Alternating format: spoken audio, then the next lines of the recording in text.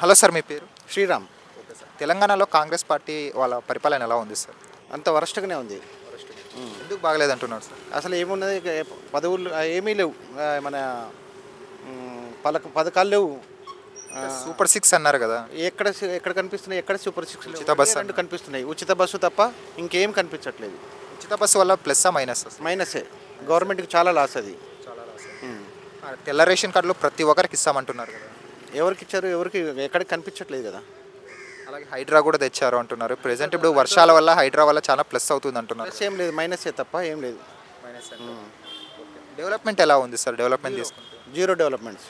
అంటే last గవర్నమెంట్తో comparison చేస్తే ఎలా అనిపిస్తుంది? వరస్ట్. లాస్ట్ గవర్నమెంట్ బాగుంది అంటారు. బాగుంది. మరి అంత బాగుంటే ప్రజలు ఎందుకు మరి ఈసారి కాంగ్రెస్కి ఇచ్చారనుకోవచ్చు? ఇచ్చారంటే అంత మాల్ ప్రాక్టీస్ చేశారు కాబట్టి ఇచ్చారు. సరే, ఇప్పుడు బీఆర్ఎస్ పార్టీలో కానీ చూసుకుంటే కేటీఆర్ వర్సెస్ కవిత వాళ్ళ అన్న చెల్లెల మధ్య నడుస్తుంది కదా, ఇలాంటి సిచ్యువేషన్లో మళ్ళీ బీఆర్ఎస్ వచ్చే అవకాశం ఉందంటారు? 100% వస్తుంది. అంటే కవిత వల్ల ఓట్లు చీలిపోయే అవకాశం ఉంది అనుకోవచ్చు కదా? లేదు, ఏమి ఉండదట. ఏముండదు. సరే, మరి రాబోయే ఎన్నికల్లో మనం కేటీఆర్ని చూడొచ్చా, ముఖ్యమంత్రిగా కేసీఆర్ని చూడొచ్చు? గల టీఆర్ఎస్ పార్టీ గెలిస్తే కేసీఆర్నే చూడొచ్చు. కేసీఆర్ మరి రావచ్చు. ఇప్పుడు కాళేశ్వరం ప్రాజెక్టు ఫోన్ ట్యాపింగ్ల విషయంలో హరీష్ రావు కానీ కేటీఆర్ కానీ కేసీఆర్ కానీ ఏమైనా జైలుకు పోయే అవకాశం ఉందంటారా? వాళ్ళు శిక్ష పడే అవకాశం? ఏం లేదు. అంటే కాళేశ్వరం ప్రాజెక్టు మీద సిబిఐ వాళ్ళు చేస్తున్నారు కదా, ఎక్కడ ఎంక్వైరీ ఏం లేదు. అది అంత అవుతుంది. ఇప్పుడు బీఆర్ఎస్ పార్టీ అంటేనే మెయిన్గా ఫోన్ ట్యాపింగ్ ఎక్కువ చేస్తుంది అని ఒక ఉంది బయట. ఒక్క ఎంక్వైరీ కూడా సక్సెస్ కాలేదు కదా. కాలేదు. ఓకే, ఇప్పుడు ప్రజెంట్ కాంగ్రెస్ రూలింగ్లో ఉంది కదా, మరి 2020లో చూసుకుంటే కాంగ్రెస్ గట్టి పోటీ ఏమనుకోవచ్చు? బీజేపీ అనుకోవచ్చా? బీజేపీ కూడా ఇప్పుడు గట్టిగా స్ట్రాంగ్ అవుతుంది తెలంగాణలో, లేకుంటే బీఆర్ఎస్ అనుకోవచ్చు? రెండింటి మధ్యలో పోటీ ఉంటుంది. కాంగ్రెస్ కాదండి, బీజేపీ వర్సెస్ బీఆర్ఎస్. డౌటే లేదు. అలాగే రేవంత్ రెడ్డి గారిని చూస్తుంటే ఇప్పుడు ముఖ్యమంత్రి పదవి నుండి తప్పించాలని కొంతమంది చూస్తున్నారని టాక్ ఉంది, అది నిజమే అనుకోవచ్చా? ఒకవేళ రేవంత్ రెడ్డి గారు లేని కాంగ్రెస్ పార్టీ ఎలా ఉండొచ్చు? బాగానే ఉంటుంది. ప్రస్తుతానికి తప్పని పరిస్థితుల్లో ఈ సెషన్ మాత్రం కంపల్సరీ మూవ్ అవుతుంది. కాంగ్రెస్ పార్టీలోనే వాళ్ళకి నాయకులకి అంతర్గత గొడవలు ఉన్నాయి అని నడుస్తున్నాయని టాక్ ఉంది, అది నిజమే అనుకోవచ్చు? ఇది కనిపిస్తూనే ఉంది కదా మనకు. అంటే ముఖ్యమంత్రి పదవి కోసం అనుకోవచ్చు. వెంకటరెడ్డి వాళ్ళ కోమటిరెడ్డి ఇద్దరి మధ్యన వర్షస్ జరుగుతున్నాయి కాబట్టి జరగచ్చు. సరే, ఓవరాల్గా ఏమంటారు సార్? కాంగ్రెస్ గవర్నమెంట్ అయితే 100% ఫెయిల్యూర్. సో మీరు 2028లో ఏ పార్టీని ఎక్స్పెక్ట్ చేస్తున్నారు వచ్చేకి? బీఆర్ఎస్ని. Okay right. హలో అన్న, మీ పేరు? నా పేరు నార్పోగు వెంకట్. ప్రజెంట్ తెలంగాణలో రేవంత్ రెడ్డి గారి పరిపాలన ఎలా అనిపిస్తుంది అన్న? ప్రస్తుతం తెలంగాణ రాష్ట్రంలో రేవంత్ రెడ్డి గారి పరిపాలన చాలా అద్భుతంగా ఉందని నా అభిప్రాయం. ఎందుకంటే వాళ్ళు గడిచిన సంవత్సరంన్నర కాలంలో వాళ్ళు అధికారంలోకి వచ్చిన సంవత్సరంన్నర కాలంలోనే వాళ్ళు ఇచ్చిన సూపర్ 6 హామీలన్నింటినీ కూడా నెరవేర్చడం జరిగింది. మహిళలకి ఉచితంగా ఫ్రీ బస్ ఇవ్వడం జరిగింది. అంతేకాకుండా రైతులకి గత 10 సంవత్సరాల్లో కేసీఆర్ చేయని రుణమాఫీ 2 లక్షల రూపాయలు రుణమాఫీ చేయడం జరిగింది. అంతేకాకుండా మరి ఇందిరమ్మ ఇళ్ళని గత 10 సంవత్సరాల్లో కేసీఆర్ ఇవ్వలేదు. ఎన్నిసార్లు మొరబెట్టుకున్న పేద ప్రజల నానా ఇబ్బందులు పడేవాళ్ళు పల్లెటూళ్ళల్లో. కానీ ఈరోజు అలా కాకుండా అర్హులైన అభ్యర్థులందరినీ కూడా కులం, ప్రాంతం, పార్టీ భేదం లేకుండా అందరికి కూడా ఇందిరమ్మ ఇళ్ళు ఇవ్వటం జరిగింది. వాటితో పాటే రేషన్ కార్డులు, నిరుపేదలైన రేషన్ కార్డులకి తిండికి ఇబ్బంది పడుతూ చాలా నానా అవస్థలు పడుతూ ఉండేవాళ్ళు. అయినా సరే వాళ్ళకి రేషన్ కార్డులు ఎన్నిసార్లు మొరబెట్టుకున్నా కూడా కేసీఆర్ పరిపాలనలో ఒక్క రేషన్ కార్డు కూడా రాలేదు. కానీ ఈరోజు మన తెలంగాణ ప్రభుత్వం అందరికీ అర్హులైన ప్రతి ఒక్కరికి మీ సేవలు అప్లై చేసుకోవడంలోనే రేషన్ కార్డు ఇవ్వటం జరుగుతుంది. కానీ ఇప్పుడు పెన్షన్ చూసుకుంటే 4,000 ఇస్తామన్నారు అధికారంలోకి రాగానే. 1.5 year అవుతున్నా ఇంకా కాంగ్రెస్ ప్రభుత్వం ఇలా. కానీ ఆంధ్రాలో చూసుకుంటే అధికారంలోకి వచ్చిన పెన్షన్ అనేది ఇస్తున్నారు కదా, ఇక్కడ ఇవ్వట్లేదు. దాని మీద ఏమంటారండి? ఆంధ్ర ప్రభుత్వానికి సంబంధించి ఒక్క పింఛన్ ఒక్కటే అమలు చేసి మిగతా వాటిని అన్నిటిని కూడా తొంగలో దొక్కడం జరిగింది. అమ్మకు వందనం అనేది రీసెంట్గా అందరికి ఇస్తానని చెప్పేసి సంవత్సరం గడిచింది. అలాగే ఫ్రీ బస్ ఇస్తానని సంవత్సరం తర్వాత మొన్న రీసెంట్గా ఓపెన్ చేయడం జరిగింది. మా ప్రభుత్వం కూడా అన్ని పథకాలను అమలు చేస్తూ రేపు వచ్చే డిసెంబర్ నాటికి దాన్ని కూడా 4,000 పింఛన్ని, మహిళలకు 2,500 రూపాయలు కూడా ఇచ్చే హామీని నెరవేరుస్తారని చెప్పేసి ప్రభుత్వం ఆల్రెడీ చెప్పడం జరిగింది. కొంతమంది కాంగ్రెస్ నాయకులే రేవంత్ రెడ్డి గారిని సీఎం పదవి నుండి తొలగించాలి అని చూస్తున్నారు. ఒకవేళ రేవంత్ రెడ్డి గారు లేకుంటే కాంగ్రెస్ ప్రభుత్వాన్ని ఎలా చూడొచ్చు? కాంగ్రెస్ పార్టీని ఎలా చూడొచ్చు? రేవంత్ రెడ్డిని తెప్పించాలి, కాంగ్రెస్లో అంతర్గత కుమ్ములాట్లు ఉన్నాయి అనేది ప్రతిపక్ష ఆరోపణలు మాత్రమే. వాళ్ళు చేసే కుట్రలు, వాళ్ళ యొక్క స్వలాభం కోసం పార్టీని బస్టు పట్టించాలనే ఉద్దేశంతో చేసే భాగమే కానీ ఏ రోజు ఏ నాయకుడు మా రేవంత్ గారిని దించేస్తామని చెప్పే కానీ లేదంటే రాహుల్ గాంధీ గారు నీ యొక్క పరిపాలన బాగాలేదని చెప్పడం కానీ చేయలేదు. ఎందుకంటే బీసీలకి 42% ఇవ్వాలని చెప్పేసి సాక్షాత్తు అసెంబ్లీలోనే బిల్లు పెట్టి పార్లమెంట్కి పంపించడం జరిగింది. కానీ పార్లమెంట్ బీజేపీ కావాలనే గవర్నర్ ఇక్కడ ఆమోదం చేయకుండా రాష్ట్రపతికి పంపించడం జరిగింది. మరి ఇదంతా కూడా కుట్రే కదా. కుట్రలో భాగమే కేసీఆర్ కానీ బీజేపీ వాళ్ళు కానీ కాంగ్రెస్ ప్రభుత్వం మీద బురద జల్లుతున్నారు. రాబోయే ఎన్నికల్లో ఏమైనా బీఆర్ఎస్ పుంజుకునే అవకాశం ఉందంటారా? కంబ్యాక్ ఇచ్చే అవకాశం ఉందా రాబోయే ఎన్నికల్లో? ఎట్టి పరిస్థితుల్లో లేదు.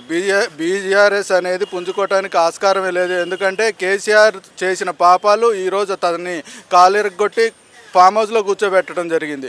అదేవిధంగా కాళేశ్వరం కట్టిన 4 సంవత్సరాలకే కూలింది. కానీ కాంగ్రెస్ ప్రభుత్వం గత 50-60 సంవత్సరాల క్రితం కట్టిన నాగార్జున సాగర్ కానీ శ్రీశైలం డ్యామ్ కానీ ఎస్ఆర్ఎస్ కానీ ఎట్టి పరిస్థితుల్లో కూడా ఈ రోజుకి చెక్కు చెదరకుండా తెలంగాణ ప్రజానికానికి నీళ్లు అందిస్తున్నాయి. కనీసం అవి చూసైనా సిగ్గు తెచ్చుకోవాలి. కేసీఆర్ అనే పరిపాలన అనేది అసమర్థ పరిపాలనగా ఈరోజు ప్రజలు కాంగ్రెస్ పట్టం కట్టడం జరిగింది. బీఆర్ఎస్లోనే చూసుకుంటే కవిత వర్సెస్ కేటీఆర్గా నడుస్తుంది కదా, దాన్ని ఎలా చూడొచ్చు? అంటే అదేమన్నా ఒక రాజకీయ స్ట్రాటజీ అనుకోవచ్చు, మనం నిజంగానే మన విభేదాలు ఉన్నాయనుకోవచ్చు? అది రాజకీయ స్ట్రాటజీ కాదు, నిజంగానే విరోధాలతో పాటు అంతర్గత కుమ్ములాట్లోనే కేసీఆర్ కుటుంబ పాలన. కుటుంబంలోని ఆ రోజే ఉన్న 5 మందికి, సంతోష్కి, కేసీఆర్కి, కేటీఆర్కి, హరీష్ రావుకి, కవితమ్మకి అందరికీ రాజ్యసభలు, ఎంపీలు, ఎమ్మెల్యేలు, ఎమ్మెల్సీలను చేసిండు కేసీఆర్. మరి మిగతా కొట్లాడిన తెలంగాణకు సంబంధించిన ఎంతోమంది అమరవీరుల కుటుంబాలు ఉన్నాయి, ఎంతోమంది తెలంగాణ స్వతంత్రం కోసం పోరాడిన కుటుంబాలు ఉన్నాయి. వాళ్ళందరికీ కూడా మరి తెడ్డు చూపి మరి ఆ కుటుంబం ఒక్కటే సంపదతో తొలితొగుతూ 1,00,000 కోట్ల సంపాదనని తెలంగాణ నుంచి కొల్లగొట్టడం జరిగింది. అధికారం వచ్చిన తర్వాత ఇదంతా సాధ్యమైంది. అంతకుముందు కేసీఆర్ కుటుంబం యొక్క ఆస్తులు ఎంత, అధికారం వచ్చాక ఇవాళ వాళ్ళ యొక్క వ్యక్తిగతంగా ఆస్తులు ఎంత? ఒక్కళ్ళు హరీష్ రావు కానీ, కేసీఆర్ కానీ, కేటీఆర్ కానీ, కవితమ్మ కానీ 1,00,000 కోట్ల ఆస్తులు సంపాదించడం జరిగింది. మరి తెలంగాణలో ఉన్న అధికారాన్ని అడ్డం పెట్టుకునే కదా ఇదంతా ప్రజలు చూస్తున్నారు కదా. సో ఓవరాల్గా అయితే మన రేవంత్ రెడ్డి గారి పరిపాలన బాగుందంటారు ఇక్కడ? ఖచ్చితంగా రేవంత్ రెడ్డి గారి పరిపాలన అద్భుతం. తెలంగాణ సమాజం మెచ్చుకుంటుంది. భవిష్యత్తులో జరగబోయే స్థానిక సంస్థల ఎన్నికలే దాని ప్రత్యక్షంగా మళ్ళీ రుజువు అవుతాయి. ఖచ్చితంగా అది నిదర్శనం తెలుసు. Okay, thank you. Hello sir, మీ పేరు? శ్రీనివాస్ అండి. ప్రజెంట్ చూసుకుంటే కాంగ్రెస్ వచ్చి 1.5 year అవుతుంది. ఎలా ఉంది సార్ ఇక్కడ పరిపాలన తెలంగాణలో? అయితే నిజంగా చెప్పాలంటే మాకైతే పెద్దగా ఏం కనబడతలేదు. ఏదో క్యాస్ట్ సర్వే అన్నారు, అసలు మా దగ్గరికి ఎవరు రాలే. ఏదో చూసుకుంటే ఏదో హడావిడి కనబడుతుంది. కానీ ఈ మధ్యకాలంలో వర్షాలు హైదరాబాద్లో చూసుకుంటే పెద్దగా మాకైతే ఏం కనబడట్లేదండి. పెద్దగా అయితే ఏం కనబడట్లేదు. మేము కామన్ పీపుల్ కాబట్టి మేము కామన్గా చెప్తున్నాం. లోతుగా వెళ్ళలేము, మేము చెప్పలేము. బట్ నాకు తెలిసినంత వరకు అయితే పెద్దగా తేడా అయితే నాకేం కనబడతలేదు. ఇప్పుడు మీరు వర్షాలు అవి అన్నారు కాబట్టి రేవంత్ రెడ్డి గారు హైడ్రా తెచ్చారు. హైడ్రా తెచ్చినప్పుడు చాలామంది భయపడ్డారు, వద్దు అది ఇదని. చాలామంది అమాయకులందరూ చాలామంది అంటే వాళ్ళ ఇల్లు కూలగొడుతున్నారని. కానీ ఇప్పుడు వర్షాలు ఇవన్నీ హైదరాబాద్ చూస్తుంటే హైడ్రా తెచ్చి మంచి పని అయిందంటున్నారు. హైడ్రా వల్ల లాభం ఉందరా నష్టం అంటారా? కొంతవరకు లాభం ఉంది, లేదని చెప్పలేము. ఎందుకంటే దానికి చెప్పుకోవాలి. ఖచ్చితంగా కొన్ని ఏరియాలలో లాభం ఉంది. కొన్ని ఏరియాలలో ఏదో పేపర్లు అప్పుడప్పుడు చూస్తాం కదా, కొన్ని ఇష్యూస్ ఉన్నాయి, వాటిని వాళ్ళు కూడా చేయలేకపోతున్నారు. అంటే పొలిటికల్ ఉంటుంది కదా, లాభం ఉందండి హైడ్రా తోటి. ప్రీవియస్ గవర్నమెంట్తో చూసుకుంటే ప్రజెంట్ గవర్నమెంట్ బెస్ట్ అంటారా కాదంటారా? అంటే కంపేర్ చేసుకుంటే కంపారిజన్ ఏమో అంటే మాకు ఇంకేం కనబడతలేదు కాబట్టి మేము చెప్పలేకపోతున్నాం. ప్రీవియస్ గవర్నమెంట్లో ఏదో కనబడింది, ఇక్కడ ఏదో కనబడతలేదనే ఫీలింగ్ ఏమో అది చెప్పలేకపోతున్నాం. రీసెంట్గా చూసుకుంటే రేవంత్ రెడ్డి గారు తెల్ల రేషన్ కార్డులు ఇచ్చారు, అలాగే రుణమాఫీ చేశారు, రైతు భరోసా అవన్నీ ఇచ్చారు కదా, దాని గురించి ఏమంటారు? మరి అంటే నాకు ఐడియా లేదు బాస్. ఎందుకంటే నేను ఐఎమ్ నాట్ బిలీవింగ్ టు రైతు, అదంతా నాకు తెలియదు. ఓకే, నాకేం పెద్దగా కనబడతలేదండి. This is my personal opinion only. So కొంతమంది రేవంత్ రెడ్డి గారిని సీఎం పదవి నుండి తప్పించాలని చూస్తున్నారు. ఇన్ కేస్ రేవంత్ రెడ్డి గారిని సీఎం పదవి నుండి తప్పిస్తే రేవంత్ రెడ్డి గారు లేని కాంగ్రెస్ని చూడొచ్చా, అనుకోవచ్చా? ఇది రియల్లీ అది కరెక్ట్ కాదు. ఎందుకంటే ఆయనకి టైం ఇస్తలేరు, ఆయనని అక్కడ కాన్స్టెంట్గా కూర్చొని ఇస్తలేరు. అది కొన్ని విషయాలు మనం పేపర్లో చూసినట్టు అయితే ఆయన ఉంటే చేస్తాడేమో, ఆయనను చేయనిస్తే చేస్తాడేమో. నాకు అదే కనబడతలేదని నేను అనుకుంటున్నా. ఎందుకంటే నేను కూడా మహబూబ్ నగర్ ఏరియాలో నేను వర్క్ చేసినాను, నాకు తెలుసు కొంత ఏరియా అక్కడ అంత ఎట్లా ఉంటుంది ఏంటి, పొలిటికల్ కూడా కొంచెం ఐడియా ఉంది. సో ఆయన అక్కడ స్టిక్ ఆన్ కావడానికి ఆయనకి కష్టమవుతుందేమో పాపం. అందుకోసం మనకి ఏం చేస్తున్నాడో ఏమో చెప్పలేకపోతున్నాడో చేయలేకపోతున్నాడో అర్థం కావట్లేదు. ఇప్పుడు చూసుకుంటే కేటీఆర్ వర్సెస్ కవిత నడుస్తుంది బీఆర్ఎస్ పార్టీలో. వాళ్ళకి గొడవలు జరుగుతున్నాయి కదా, అది పొలిటికల్ స్ట్రాటజీ అనుకోవచ్చా లేకపోతే నిజంగానే గొడవలు ఉన్నాయి అనుకోవచ్చా వాళ్ళ మధ్య, అన్నా చెల్లెళ్ళ మధ్య? లేనిది ఎందుకు వస్తుందండి, గొడవలు ఉండే ఉంటాయి. లేకపోతే ఎందుకు వస్తుంది, బయటికి అంత దారుణంగా బయటికి అనలేరు కదా. దట్టు వాళ్ళు ఒకే ఫ్యామిలీ ఒకే బ్లడ్ ఉండొచ్చు. మీరు ఓవరాల్గా ఏమంటారు ఇప్పుడు రేవంత్ రెడ్డి గారి పరిపాలన చూసుకుంటే 1.5 ఇయర్లో బెస్ట్ అంటారా కాదంటారా? ఆయనకి టైం ఇస్తే చేస్తాడు.